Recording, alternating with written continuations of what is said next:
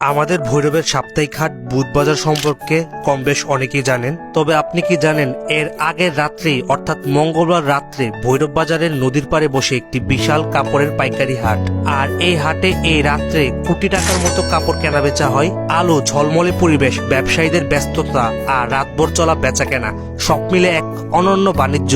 এটি শুধু ভৈরবে নয়, আশেপাশের জেলার থেকেও ব্যবসায়ীদের আকৃষ্ট করে। আপনারা এর আগে দেখেছেন আমাদের সাপ্তাহিক হাট বুধবার বাজারের দিনের বেলার বাণিজ্যের নানা চিত্র।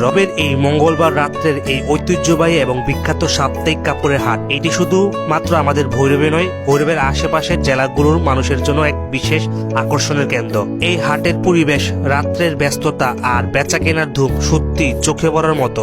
ভৈরবের এই সাপ্তাহিক কাপড়ের হাটে প্রতি সপ্তাহ হাজারো ক্রেতা বিক্রেতার সমাগম ঘটে। আগে এটি শুধুমাত্র বুধবারে হতো, তবে এখন এটি মঙ্গলবার বিকেল 5টা থেকে শুরু করে পরের দিন বুধবার সকাল 9টা পর্যন্ত চলে।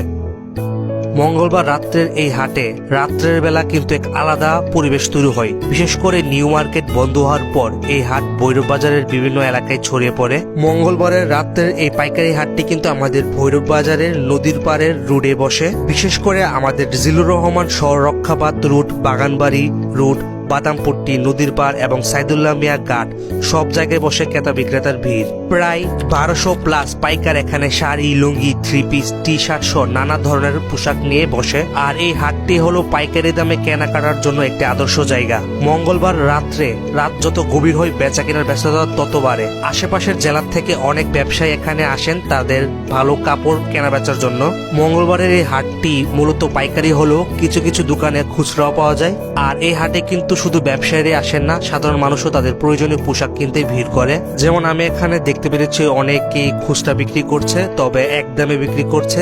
যেমন এই মুহূর্তে আমার হাতে যে জ্যাকেটটি দেখতে পাচ্ছেন শীতকালীন সময়ের, এই জ্যাকেটটির দাম আমার কাছ থেকে 950 টাকা চেয়েছে, যা আমার কাছে মার্কেট ও শোরুমের তুলনায় কিছুটা সস্তা মনে হয়েছে।